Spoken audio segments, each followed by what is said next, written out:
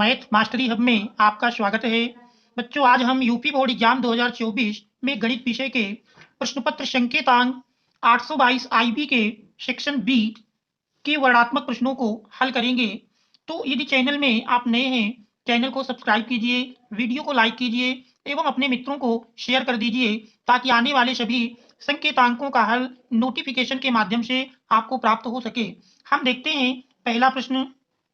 इस section B का पहला प्रश्न दिया है, जरा सभी खंड कीजिए। ए नंबर में है, यदि cot A equal to B upon A तो सिद्ध कीजिए कि B sec A upon A cosec A equal to 1। तो इस दिए हुए पहले प्रश्न में हम देख रहे हैं, इसमें पहले का ए नंबर दिया है cot A equal to B upon A. Cot का उल्टा टेन ए होता है, तो यदि हम टेन ए का मान लिखें तो ए अपान बी के इक्वल होगा। अब हम प्रश्न की लेफ्ट हैंड साइड ले लेते हैं।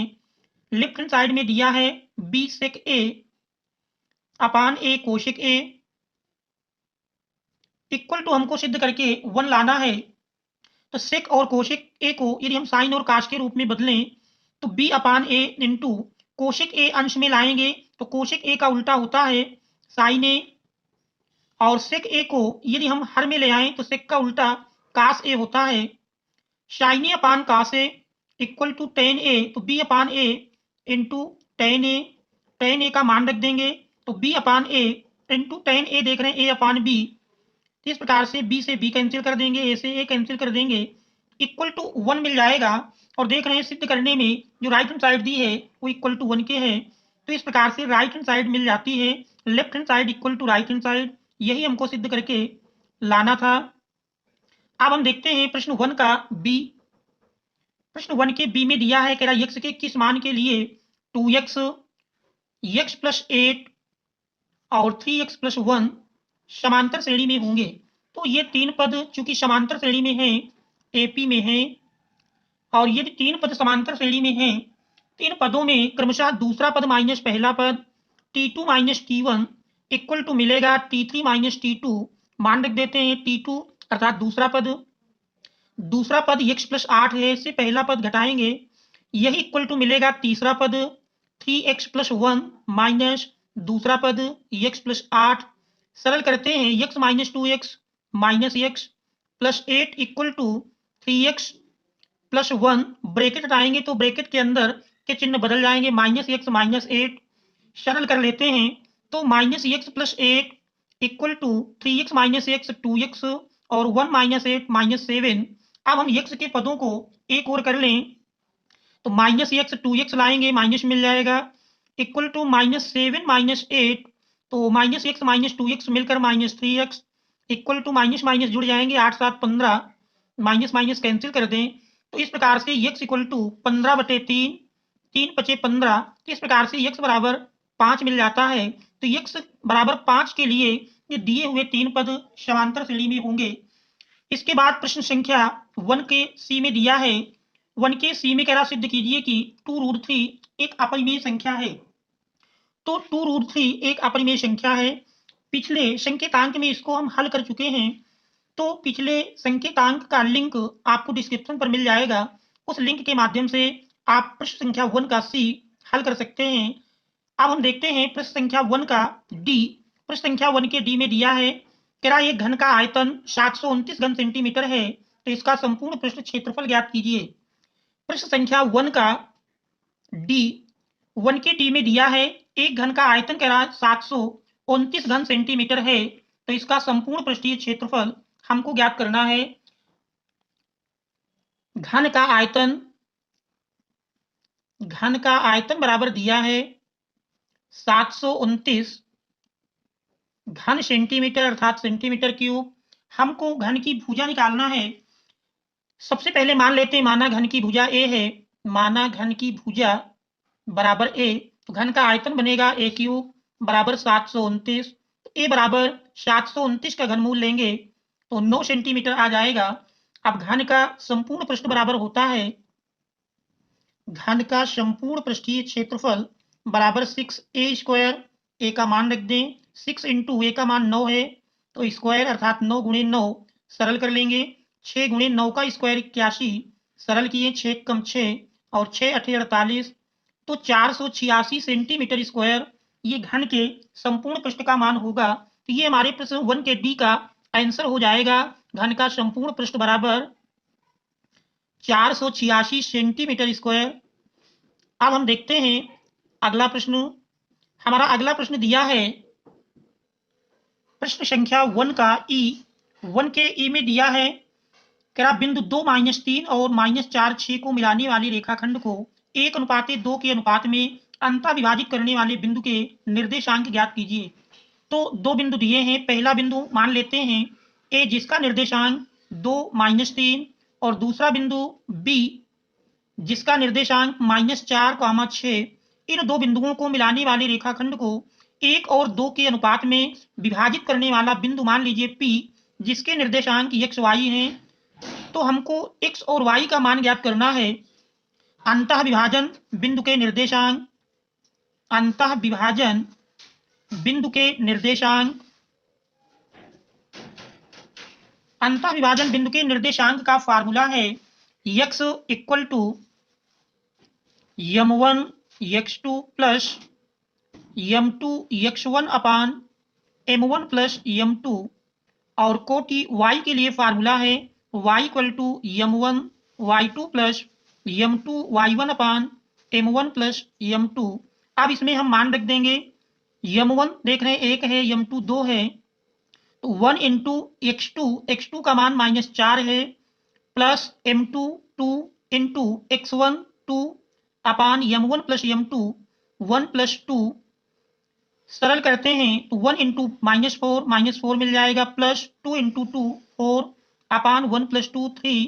और कोटि y को यदि हल करते हैं तो कोटि y सरल करने पर m1 हमारा 1 है, into y2 6 plus m2 2 into y1 -3 अपान 1 प्लस 2।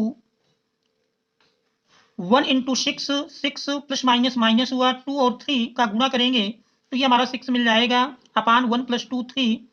तो इस प्रकार से -4 + 4 0, 0 अपान 3 0 मिल जाएगा। इसी प्रकार 6 - 6 0 अपान 3 0। इस प्रकार से अंतः विभाजन बिंदु के निर्देशांक 0, 0 होंगे। तो ये हमारे इस दिए हुए प्रश्न का उत्तर हो जाएगा। अब हम देखते हैं अगला प्रश्न। हमारा अगला प्रश्न दिया है कि निम्नलिखित आवृत्ति वितरण से माध्य ज्ञात कीजिए। तो देख रहे हैं टेबल में वर्ग अंतराल और आवृत्ति दी है, इससे हमको माध्य का मान निकालना है। तो इसके लिए हम सारणी बनाएंगे प्रश्न संख्या 1 का।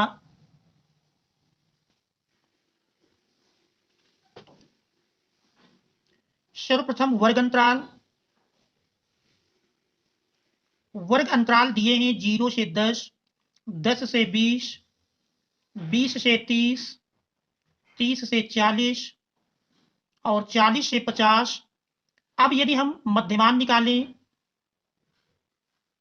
मध्यमान निकालने के लिए उच्च सीमा से निम्न सीमा घटाएंगे और फिर उसका आधा करके सभी निम्न सीमाओं में जोड़ देने पर सभी वर्ग अंतराल का मध्यमान मिल जाता है। जैसे 10 से 0 घटाते हैं 10, 10 का आधा करेंगे 5। अब सभी निम्न सीमाओं में हम यदि 5 जोड़ दें तो 0 + 5 5, 10 + 5 15 और 20 + 5 25, 30 + 5 35, 40 + 5 45 और इनकी बारंबारता दी हुई है। बारंबारता का प्रतीक f, मध्यमान का प्रतीक x। बारंबारता क्रमशः दी है, पहले वर्ग अंतराल की 8 है, दूसरे में 12, फिर 13, 8 12 10 11 और 9। अब हम f × x का एक कॉलम और बनाएंगे। 8 × 5 40, 12 और 15 का गुणा करेंगे, 12 × 5 60, 12 6 18, 25 250, 35 में 11 से गुणा करेंगे, 11 × 5 55, गेप 33 5 38, फिर 9 × 5 45, 9 × 4 36, 4 40। इसके बाद हम बारंबारता का योग और f के गुणनफल, f और x के गुणनफल का योग निकालेंगे। तो सिग्मा f मिल जाएगा 8 2 10, 10 1 11, 9 20, 2 1 3, 3 1 4, 1 5, सिग्मा f 50। अब हम सिग्मा fx निकालेंगे। सिग्मा fx यदि देखें 5 5 10, हासिल 1 मिला, 4 1 5, 5 8 13, 5 18 और 18 8 26, हासिल 2 मिले, 2 1 3, 2 5, 3 8, 4 12, 1260। आप माध्य का फार्मूला जानते हैं, एक्स बार इक्वल टू होता है सिग्मा एफ एक्स अपान सिग्मा एफ, मान रख देंगे। सिग्मा एफ एक्स देख रहे हैं मिला है 1260 बटे सिग्मा एफ 50, जीरो कैंसिल कर दिए तो 5 दुनाई 10, 5 पचा 25 दशमलव 5 दुनाई 10। तो इस प्रकार से माध्य का मान 25.2 मिल जाता है। तो ये हमारे इस दिए हुए प्रश्न का उत्तर हो जाएगा। अब हम देखते हैं अगला प्रश्न। अगले प्रश्न में दिया है प्रश्न संख्या 2 का ए, बिंदु -4 बिंदुओं ए और बी को जोड़ने वाले रेखाखंड को किस अनुपात में विभाजित करता है। बिंदु ए जिसके निर्देशांक -6, 10 और दूसरा बिंदु बी जिसके निर्देशांक 3, -8 हैं। तो ए और बी बिंदुओं को जोड़ने वाले रेखाखंड को मान लीजिए बिंदु -4, M1 और M2 के अनुपात में अंतः विभाजित करता है। तो हमको M1 और M2 का मान ज्ञात करना है। तो यदि इसमें भुज x का फार्मूला लगाएं तो x इक्वल टू फार्मूला है M1 x2 plus M2 x1 अपान M1 प्लस M2, मान रख देंगे। x देख रहे हैं -4 है इक्वल टू M1 x2 3 है प्लस M2 ज्ञात करना है और x1 -6 अपान M1 plus M2। M1 plus M2 left hand side में लाएंगे गुणा के रूप में मिल जाएगा। तो -4M1 -4M2 equal to 3M1 -6M2। अब M1 के पदों को लेफ्ट हैंड साइड में और M2 के पदों को राइट हैंड साइड में ले जाएंगे तो -4M1 -3M1 equal to -4M2 right hand side में ले जाएंगे प्लस में जाएगा 4M2 -6M2 -4M1 -3M1 मिलकर -7M1 इक्वल टू 4M2 से 6M2 घटाएंगे तो -2M2 माइनस माइनस कैंसिल कर दिए। तो इस प्रकार से M1 upon M2 equal to मिल जाएगा 2/7 अर्थात M1 अनुपाते M2 M1 अनुपाते M2 equal to 2/7। तो ये हमारे इस दिए हुए प्रश्न का उत्तर हो जाएगा। अब हम देखते हैं अगला प्रश्न। हमारा अगला प्रश्न दिया है, अगले प्रश्न में प्रश्न संख्या 2 का बी, 2 के बी में दिया है कह रहा एक बिंदु ए से जो एक वृत्त के केंद्र से 7.5 सेंटीमीटर दूरी पर है, वृत्त पर स्पर्श रेखा की लंबाई 6 सेंटीमीटर है, वृत्त की त्रिज्या ज्ञात कीजिए। तो इस दिए हुए प्रश्न में एक वृत्त है और वृत्त के केंद्र से 7.5 सेंटीमीटर की दूरी पर वृत्त की स्पर्श रेखा की लंबाई 6 सेंटीमीटर है। तो हमको वृत्त की त्रिज्या का मान ज्ञात करना है।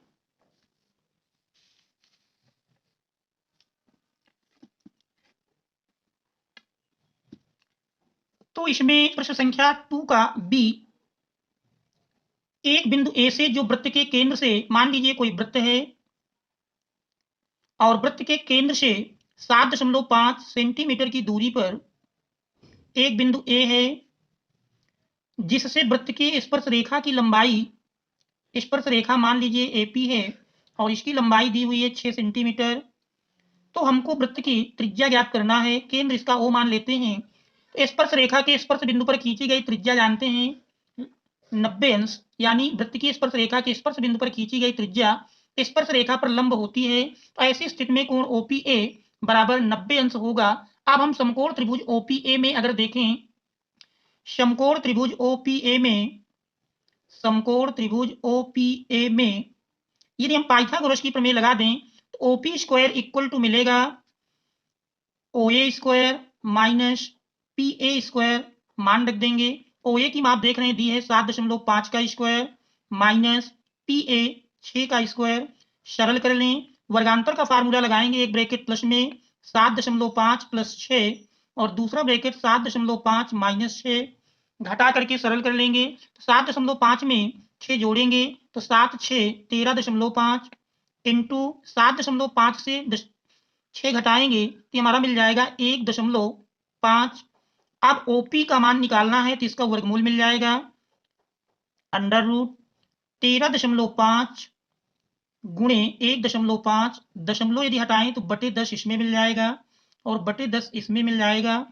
सरल कर लें, 5 3 15, 5 दुनाई 10 और 5 दुनाई 10, 3 13 35 हुआ, 5 7 35, 5 दुनाई 10 इस प्रकार से वर्गमूल लेंगे तो 27 त्रिक 81, 81 का वर्गमूल 9 और 2 दुनाई 4 का वर्गमूल 2 मिल जाएगा, 9/2 अर्थात 4.5 सेंटीमीटर। तो इस प्रकार से वृत्त की त्रिज्या r बराबर 4.5 सेंटीमीटर। तो ये हमारी इस दिए हुए प्रश्न का उत्तर हो जाएगा। अब हम देखते हैं अगला प्रश्न। हमारा अगला प्रश्न दिया है, कह रहा सिद्ध कीजिए किसी त्रिभुज की दो भुजाओं को एक ही अनुपात में विभाजित करने वाली रेखा तीसरी भुजा के समांतर होती है। तो सिद्ध कीजिए किसी त्रिभुज की दो भुजाओं को एक ही अनुपात में विभाजित करने वाली रेखा त्रिभुज की तीसरी भुजा के समांतर होती है। तो दिया है त्रिभुज में कोई रेखा त्रिभुज की दो भुजाओं को एक ही अनुपात में विभाजित करती है। 2 का सी, किसी त्रिभुज में एक त्रिभुज है एबीसी, त्रिभुज एबीसी में कृपया सिद्ध कीजिए किसी त्रिभुज की दो भुजाओं को एक ही अनुपात में विभाजित करने वाली रेखा। मानते हैं कि डीई रेखा त्रिभुज की दो भुजाओं एबी और एसी को एक ही अनुपात में विभाजित करती है, अर्थात AD upon DB equal to AE upon EC. ये हमारा दिया है। सिद्ध करना है कि यह रेखा तीसरी भुजा के समांतर होगी। हमको सिद्ध करके लाना है। सिद्ध करना है डीई समांतर बीसी, ये हमको सिद्ध करना है। उपपत्ति, यदि डीई बीसी के समांतर नहीं है तो हम विरोधाभास के माध्यम से सिद्ध करेंगे। हमको सिद्ध करके लाना है कि डीई बीसी के समांतर है, तो हम यह मानकर चलते हैं कि डीई बीसी के समांतर नहीं है। तो यदि डीई बीसी के समांतर नहीं है अर्थात डज नॉट इक्वल टू, या ये कह सकते हैं ये समांतर नहीं है बीसी के, तो ऐसी स्थिति में हम डीई डैश बीसी के समांतर एक रेखा खींचते हैं। डीई डैश समांतर बीसी खींचा, तो इससे हमारा मिल जाएगा, क्योंकि हमने थिल्स की प्रमेय में पढ़ा है, किसी त्रिभुज में एक भुजा के समांतर खींची गई रेखा त्रिभुज की अन्य दो भुजाओं को समान अनुपात में विभाजित करती है। तो इससे मिल जाएगा AD upon DB equal to AE dash upon E dash C. ये हमारा इक्वेशन 1 बनता है। ये हमारा थिल्स की प्रमेय से मिल जाएगा, थिल्स की प्रमेय से। जबकि दिया है AD upon DB equal to AE upon EC, ये दिया है, हमारा इक्वेशन नंबर 2 बनता है। दिया है समीकरण 1 और 2 से यदि हम तुलना करें तो समीकरण 1 और 2 से तुलना करने पर पाते हैं, समीकरण 1 और 2 से दोनों की देख रहे हैं लेफ्ट हैंड साइड समान है, इसलिए राइट हैंड साइड भी समान होगी। तो A E dash upon E dash C equal to A E upon E C. यदि हम दोनों ओर एक जोड़ दें, दोनों ओर एक जोड़ने पर, दोनों ओर एक जोड़ने पर, एक जोड़ेंगे तो मिल जाएगा A E dash upon E dash C plus 1 equal to A E upon E C plus 1। सरल करेंगे ई डैश सी लाशा मिल जाएगा, तो A E dash plus E dash C equal to right hand side में ई सी लाशा मिलेगा, तो ए ई प्लस ई सी। अब यदि आप देखें तो चित्र में अगर देखेंगे A E dash plus E dash C, अगर हम चित्र में देखें तो A E dash plus E dash C, देख रहे हैं ए ई डैश में ई डैश सी जोड़ेंगे तो ये बराबर हमारा ए सी के मिल जाएगा, और ए ई में अगर ई सी जोड़ें तो ये भी हमारा ए सी के बराबर मिलेगा। तो ऐसी स्थिति में A E dash plus E dash C equal to A C upon E dash C दिया है, equal to right hand side में देखें तो ए ई प्लस ई सी मिलकर ए सी बनेगा, ए सी अपान ई सी। आप दोनों ओर देख रहे हैं, दोनों ओर की राइट हैंड साइड में दोनों ओर के अंश समान है, इसलिए हर भी समान होगा। तो हमारा E dash C equal to E C, देखें E dash C equal to E C प्राप्त होता है। अगर हम चित्र में देखें तो E dash C equal to E C ये तभी संभव होगा जब ई और ई डैश दोनों समपाती हों।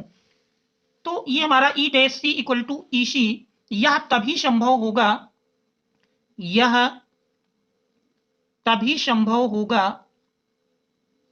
जब ई डैश और ई समपाती हों, अर्थात एक ही बिंदु हों, समपाती हों। इसलिए डीई समांतर होगी बीसी के। यही हमको सिद्ध करना था। इस प्रकार से प्रश्न हमारा सिद्ध हो जाता है। अब हम देखते हैं अगला प्रश्न। हमारा अगला प्रश्न दिया है। अगले प्रश्न में कह रहा है कि दो अंकों की एक संख्या में अंकों का योग 12 है। अंकों का स्थान बदल देने पर प्राप्त संख्या दी गई संख्या से 18 अधिक है, तो संख्या ज्ञात कीजिए। दो अंकों की संख्या में हम जानते हैं कि दहाई और इकाई के अंक मानते हैं, तो मान लेंगे इसमें माना दहाई का अंक यक्ष और इकाई का अंक वाई है। तो दो अंकों की संख्या में माना दहाई का अंक यक्ष और इकाई का अंक वाई है। प्रश्न संख्या 2 का डी, माना दहाई का अंक यक्ष, माना दहाई का अंक बराबर यक्ष, इकाई का अंक बराबर वाई। संख्या बन जाएगी संख्या बराबर 10 गुणे दहाई का अंक प्लस इकाई का अंक। प्रश्न की पहली शर्त के अनुसार कह रहा संख्या के अंकों का योग 12 है, अर्थात x प्लस वाई बराबर 12। ये हमारा पहला समीकरण बन गया। और दूसरे में कह रहा अंकों का स्थान बदल देने पर प्राप्त संख्या, तो अंकों का स्थान बदल देने पर बनी संख्या आएगी 10 वाई प्लस यक्स, जबकि मूल संख्या है 10 यक्स प्लस वाई। कह रहा अंकों का स्थान बदल देने पर प्राप्त संख्या दी गई संख्या से 18 अधिक है। तो ये जो बाद में प्राप्त हुई संख्या है ये मूल संख्या से 18 अधिक है। तो यदि मूल संख्या में 18 जोड़ दें तो दोनों बराबर हो जाएंगी। सरल कर लेते हैं। तो x और y के पदों को एक ओर कर लें तो 10 Y plus X minus 10 X minus Y बराबर 18। सरल करेंगे तो x माइनस 10 यक्स माइनस मिल जाएगा 9 यक्स, 10 वाई से 1 वाई घटाएं प्लस 9 वाई बराबर 18। तो यदि इसमें हम 9 कॉमन कर लें तो 9 कॉमन कर लेंगे तो माइनस यक्स प्लस वाई बराबर 18। 9 से 18 काट देंगे तो minus X plus Y equal to 2। ये समीकरण 2 बन जाता है। अब यदि हम समीकरण 1 और 2 को जोड़ दें, समीकरण 1 और 2 को जोड़ने पर यक्स यक्स कट जाएगा तो y प्लस वाई मिलकर के 2y इक्वल टू 12 2 14, या y बराबर 14 बटे 2, 2 सत्ते 14, तो y का मान 7 मिल जाता है। इस y के मान को समीकरण 1 में रख दें। समीकरण 1 में y का मान रखने पर, समीकरण 1 में यदि हम y का मान रख लें तो देख रहे हैं इसमें समीकरण 1 है x प्लस वाई बराबर 12, तो x प्लस वाई के स्थान पर 7 बराबर 12, तो x बराबर 12 माइनस 7 बराबर 5 मिल जाएगा। तो इस प्रकार से संख्या बराबर मिली। दहाई का अंक देख रहे हैं, दहाई का अंक x का मान 5 मिला और इकाई का अंक y का मान 7, तो संख्या 57 बन गई। तो ये हमारे इस दिए हुए प्रश्न का आंसर हो जाएगा। फिर अगला प्रश्न है।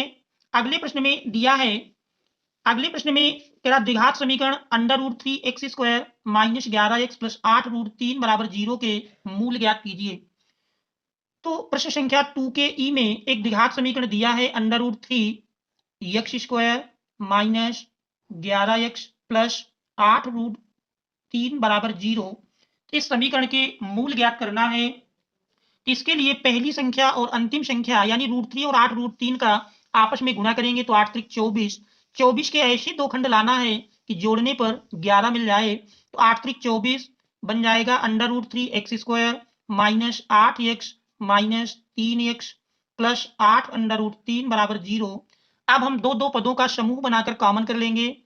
पहले समूह से देख रहे हैं यक्स कॉमन मिल जाएगा, तो ये हमारा मिलता है रूट 3 एक्स माइनस 8, और दूसरे समूह से देखें तो माइनस अंडर रूट 3 कॉमन मिल जाएगा, तो ये हमारा under root 3 X minus 8 equal to 0। अब देख रहे हैं रूट 3 एक्स माइनस 8 दोनों से कॉमन मिल जाएगा, दोनों से कॉमन कर लेते हैं तो बचा X minus root 3 equal to 0। अब दोनों पदों को क्रमशः एक एक बार 0 के बराबर कर लेंगे। यदि under root 3 X minus 8 equal to 0 तो x बराबर मिल जाएगा 8 अपान रूट 3, और यदि x minus under root 3 equal to 0 लेते हैं तो x equal to under root 3। इस प्रकार से द्विघात समीकरण के हल में पहला मान मिला 8 अपान रूट 3 और दूसरा मान रूट 3, तो यही अभीष्ट द्विघात समीकरण के मूल होंगे। तो ये हमारे इस प्रश्न का आंसर हो जाएगा। इसके बाद हम देखते हैं प्रश्न संख्या 2 का f। 2 के f में देख रहे हैं निम्नलिखित के आंकड़ों से माध्यिका ज्ञात कीजिए। वर्ग अंतराल और आवृत्ति दी है इससे हमको माध्यिका का मान निकालना है। प्रश्न संख्या 2 का F वर्ग अंतराल दिए हैं 0 से 10, 10 से 20, 20 से 30, 30 से 40, 40 से 50 और आवृत्ति अर्थात बारंबारता दिए हैं। बारंबारता पहले वर्ग अंतराल की 2 है, दूसरे की 8 है, फिर 20, 15 और 5। माध्यिका निकालने के लिए हमको संचयी बारंबारता का एक कॉलम और बनाना है।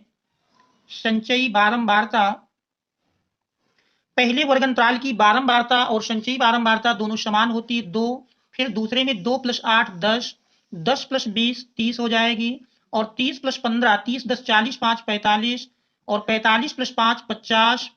अब यदि हम बारंबारताओं का योग निकालें तो n बराबर 15 + 5 20 20 40 8 48 2 50, तो n बराबर 50 मिलता है।